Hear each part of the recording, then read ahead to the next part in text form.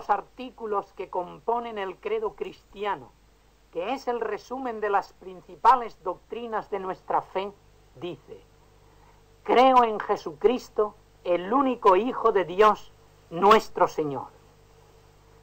Al pronunciar estas palabras, estamos haciendo 4 grandes afirmaciones de fe acerca de Jesús. O dicho de otro modo, estamos considerando a Jesús desde 4 diferentes ángulos, los cuales constituyen la base y el fundamento de la fe cristiana. Estamos proclamando que Jesús es el Salvador de los hombres, que Jesús es el Mesías anunciado por los profetas, que Jesús es el Hijo de Dios por naturaleza y que Jesús es nuestro Señor al que debemos servir y entregar nuestro corazón.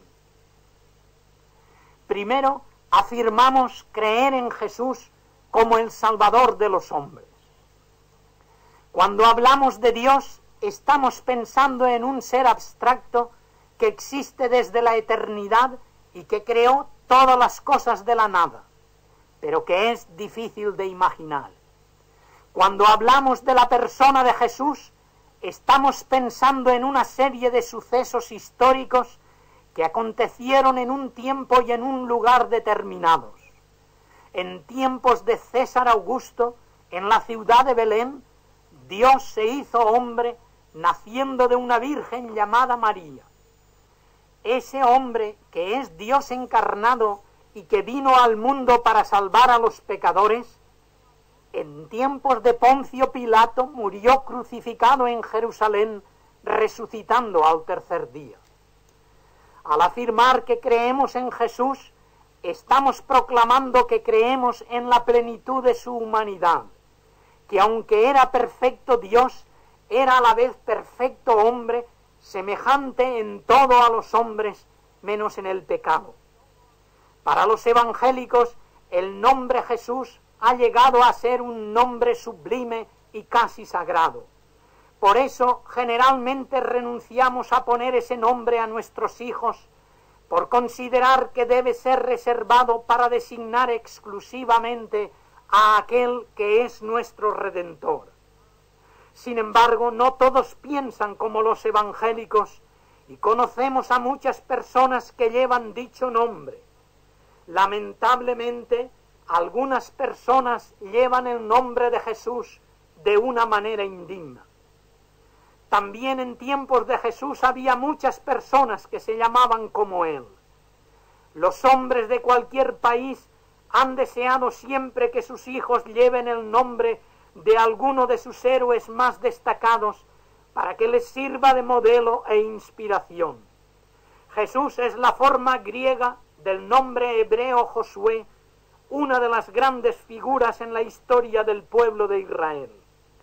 Sabemos que por lo menos hay 5 sumos sacerdotes judíos que llevaron ese mismo nombre, y que en las obras del historiador judío Flavio Josefo aparecen unas 20 personas que se llamaban Jesús, 10 de las cuales eran contemporáneas del Señor. Uno de los libros apócrifos más célebres del Antiguo Testamento es el Eclesiástico, escrito por un tal Jesús, hijo de Sirac. En Colosenses 4:11, Pablo transmite los saludos de su compañero Jesús, de sobrenombre el Justo, y en Hechos 13:6 se menciona a un falso profeta judío llamado Bar Jesús. El nombre Jesús describe al Señor como a un hombre entre los hombres. Y puesto que el nombre Jesús significa Salvador, al decir que creemos en Jesús, estamos proclamando que Él fue el Salvador de los hombres, tal como reveló el ángel a José cuando por orden divina le ordenó que se le pusiera ese nombre cuando naciera. Mateo 1:21. Afirmamos creer que Jesús es el Cristo, el Mesías anunciado por los profetas. Así como el nombre Jesús muestra la relación del Verbo encarnado con los hombres a los que vino a salvar, Así el nombre Cristo muestra su relación con la historia del pueblo judío al que perteneció. Cristo es una palabra griega que significa ungido y que traduce a la palabra hebrea Mesías, que significa igualmente ungido. El decir que Jesús es el Cristo es afirmar que Jesús es el Mesías. El Mesías era la figura central en todo el pensamiento judío. Los judíos no podían olvidar que ellos eran el pueblo escogido con el que Dios había hecho un pacto. Los judíos estaban esperando el día glorioso en el que Dios pondría de manifiesto ante todas las naciones de la tierra que ellos eran su pueblo preferido. El agente de dicha demostración tenía que ser el Mesías anunciado por los profetas. El Mesías sería el ungido Rey de Dios que implantaría el reino de Dios en el mundo. Cuando llegara el Mesías, el pueblo de Dios alcanzaría su meta. Cuando el Mesías apareciera en la tierra, los propósitos y las promesas de Dios tendrían su perfecto cumplimiento. Por lo tanto, al describir a Jesús como al Cristo, estamos afirmando que Él es aquel en quien la historia tiene su consumación, aquel para quien el mundo había sido preparado durante las generaciones anteriores, aquel que es en sí mismo el acontecimiento supremo de la historia, aquel en quien se encarna y se revela el propio Dios. Resulta muy apropiado, a la vez que muy inspirador, que la historia del mundo se cuente teniendo como centro el nacimiento de Jesucristo y que se cuenten los años antes y después de Cristo. El nombre Cristo convierte a Jesús en el centro y en el clímax no sólo de un pueblo o de una raza, sino también de la historia de la humanidad. Afirmamos creer que Jesucristo es el único Hijo de Dios. Resulta fácil entender lo que Jesús significa para los hombres a los que vino a salvar. También resulta fácil de entender lo que Cristo significaba para los judíos, quienes soñaban con su venida. Pero, ¿qué significa el que Jesucristo sea el único Hijo de Dios? Que su relación con Dios es única y que nadie puede participar de esa misma clase de relación, ya que Jesucristo es el único Hijo de Dios por naturaleza. Al proclamar que Jesucristo es el único Hijo de Dios, estamos afirmando que sólo Jesús era como Dios es. El idioma hebreo es pobre en palabras y no posee muchos adjetivos. Con frecuencia, en lugar de un adjetivo, se usa la frase hijo de, seguida de un nombre. Santiago y Juan fueron llamados hijos del trueno para indicar su carácter tempestuoso. Bartolomé fue llamado hijo de consolación para indicar su carácter consolador. En Mateo 5:9 se lee: bienaventurados los pacificadores, porque ellos serán llamados hijos de Dios, lo que quiere decir que los pacificadores serán bienaventurados por tener un carácter como el de Dios, ya que están actuando como actúa Dios. Al mismo tiempo hay una gran evidencia de que la expresión Hijo de Dios era uno de los títulos con el que los judíos designaban al Mesías, idea que aparece claramente en el Nuevo Testamento. En Mateo 16:16, la confesión que Pedro hace de Jesús es: tú eres el Cristo, el Hijo del Dios viviente. Asimismo, cuando Natanael tiene su entrevista con Jesús, su reacción fue: Rabí, tú eres el Hijo de Dios, tú eres el Rey de Israel. Reconocerle como al Hijo de Dios era reconocerle como el Mesías. Ahora bien, ¿no somos todos hijos de Dios? En un sentido amplio, todos los seres humanos somos hijos de Dios por creación. Y en un sentido cristiano, somos hijos de Dios los redimidos, quienes por medio de la fe hemos venido a ser hijos de Dios por adopción, como leemos en Juan 1:12, que dice: a todos los que le recibieron, a los que creen en su nombre, dióles potestad de ser hechos hijos de Dios.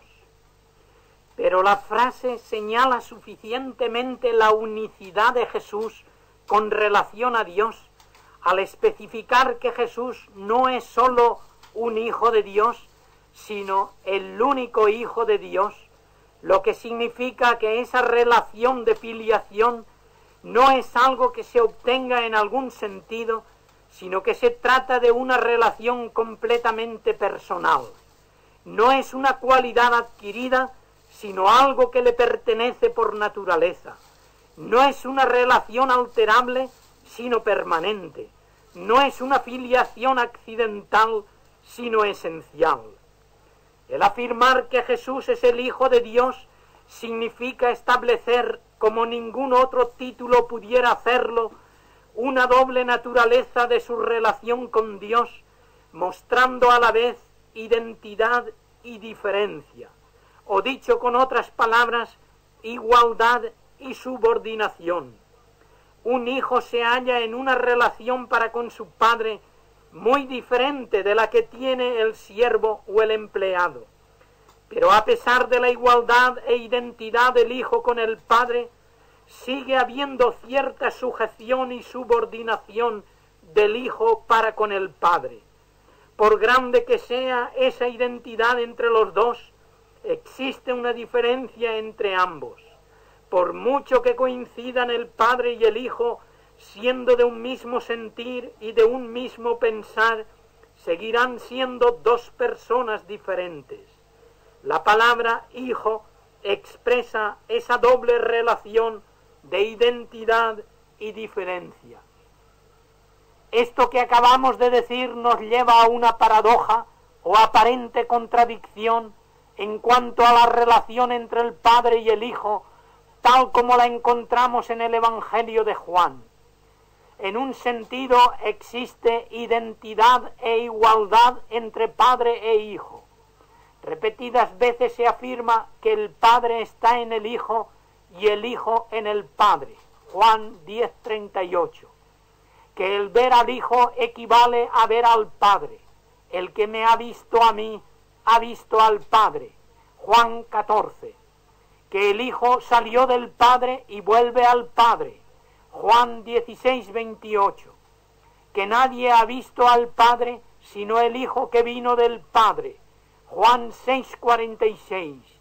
Y sobre todo en la maravillosa afirmación que encontramos en Juan 10:30. Yo y el Padre una cosa somos. En otro sentido existe diferencia y subordinación del Hijo al Padre. Una de las frases más usadas en el cuarto Evangelio con respecto al Hijo es que éste ha sido enviado por el Padre, como si el Hijo estuviera a disposición del Padre para cualquier misión que quisiera encomendarle. El Hijo obedece al Padre, siendo el centro real de toda su vida el obedecer la voluntad de aquel que le envió. En Juan 4:34 dice: mi comida es que haga la voluntad del que me envió. El Hijo ora al Padre como siendo el único que puede darle lo que necesita para enfrentarse con la tarea que se le ha encomendado.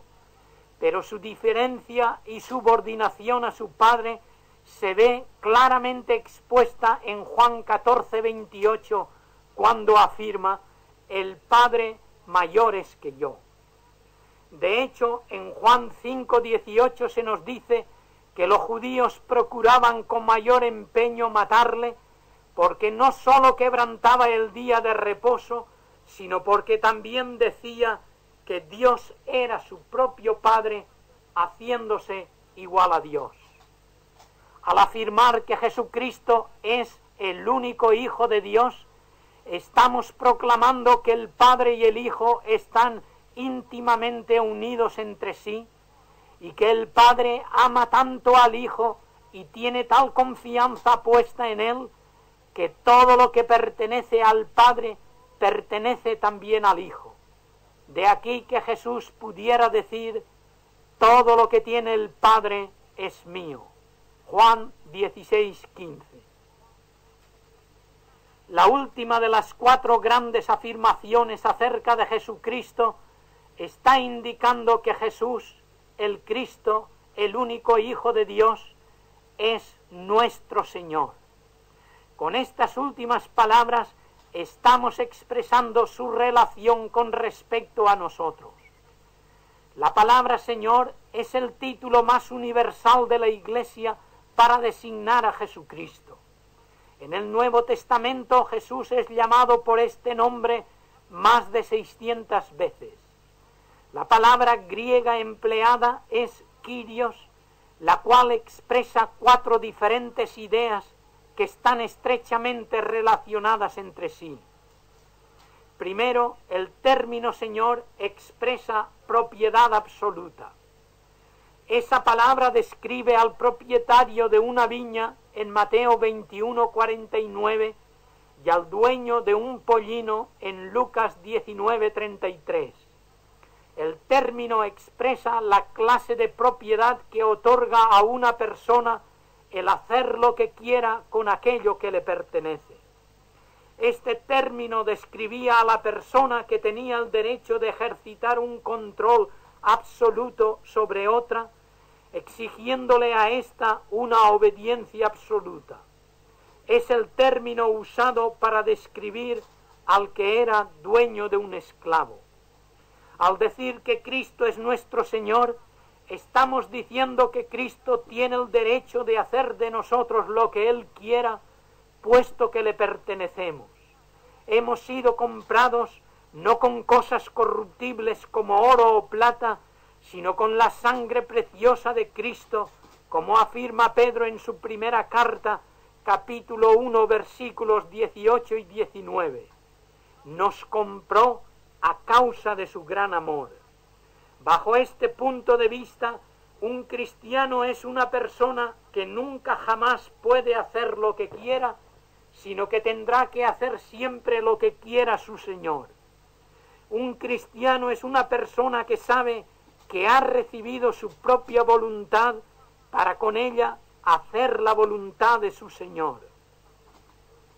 Se dice que antes de que se aboliese la esclavitud en los Estados Unidos, Abraham Lincoln compró una joven esclava con el único propósito de concederle la libertad. La esclava no se dio cuenta del propósito de quien la compraba y se imaginó que era una transacción más en la que ella se veía envuelta como si fuera un objeto. Lincoln pagó el precio de su compra y entregó a la esclava los papeles de su libertad. La esclava no podía comprender lo que pasaba. Lincoln le dijo con gran amabilidad: «Está usted libre». «¿Libre?», contestó ella. «¿Libre para hacer lo que quiera?». «Sí, efectivamente», respondió el caballero. Pues entonces, continuó diciendo la esclava, «quiero ser su esclava y servirle fielmente mientras viva». Legalmente la esclava era libre, pero el amor y la gratitud le impulsaban a un nuevo y voluntario servicio. El dominio absoluto de Jesucristo es la consecuencia inevitable de su amor absoluto. La obediencia absoluta que nosotros estamos obligados a prestarle es la respuesta agradecida del corazón a aquel que nos amó y dio su vida por nosotros. El término Señor expresa realeza absoluta. Con este término se designaba el poder imperial. A finales del primer siglo de nuestra era, este era el título normal que se daba al emperador romano que estaba en el poder. Esta palabra compendiaba el poder más grande que el mundo conocía. Señor es la palabra más adecuada para describirnos al Cristo victorioso. En un sentido real, la vida de Cristo fue una serie de luchas y de victorias. Al principio luchó contra el tentador y le venció. Durante su ministerio luchó contra los demonios y los venció, arrojándolos del interior de los hombres. Al final de su vida luchó con la oposición, con el pecado del hombre e incluso con la misma muerte, y les venció a todos.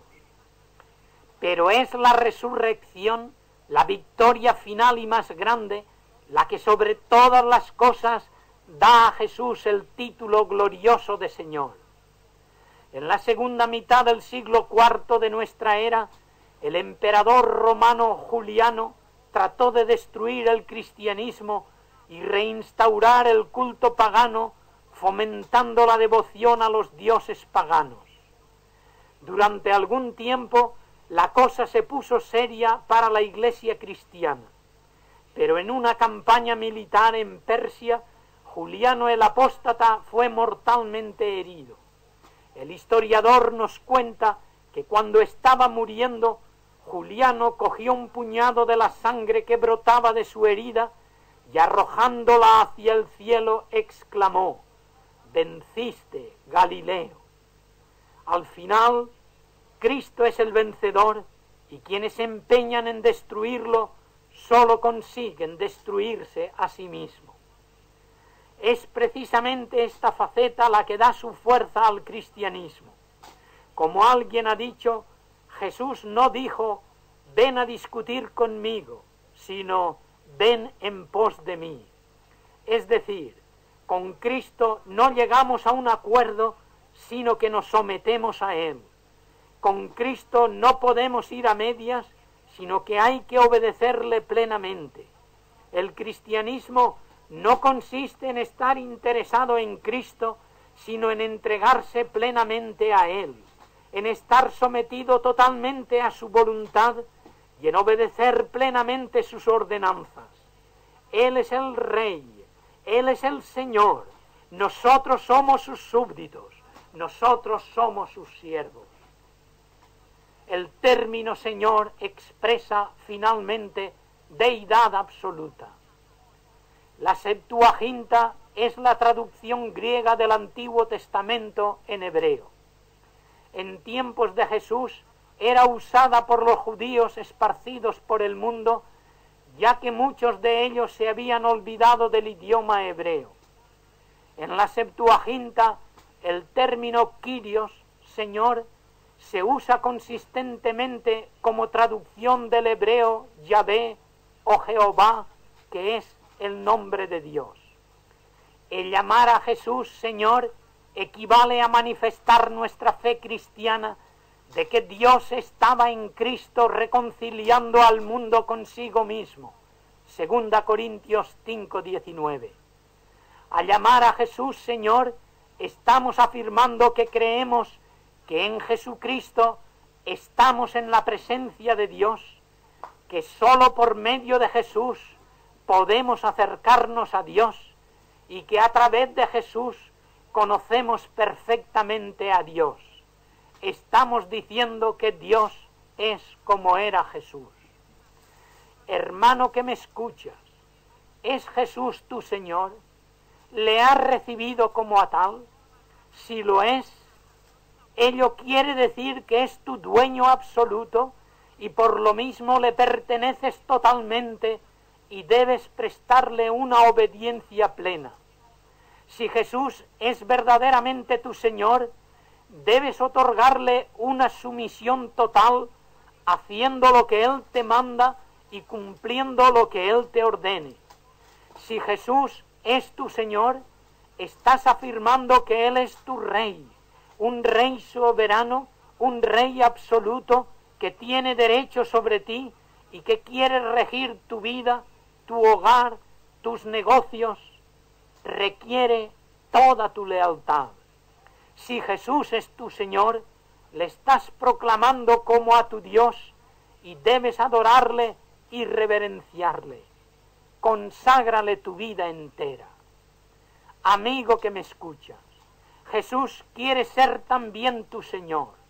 Él está llamando a la puerta de tu corazón y quiere entrar en él, pero no lo hará si tú no quieres. No entrará si tú no le abres la puerta. Él quiere ser tu Señor, pero para ello tú has de ser su siervo. Te has de rendir a Él, le has de dar tu corazón, te has de arrepentir de tus pecados y le has de pedir que te perdone y que te acepte tal y como estás. Si lo haces, puedes sentirte con la plena seguridad de que Él te recibe, te perdona y se convierte en tu Señor y Salvador personal. Que Él te bendiga grandemente.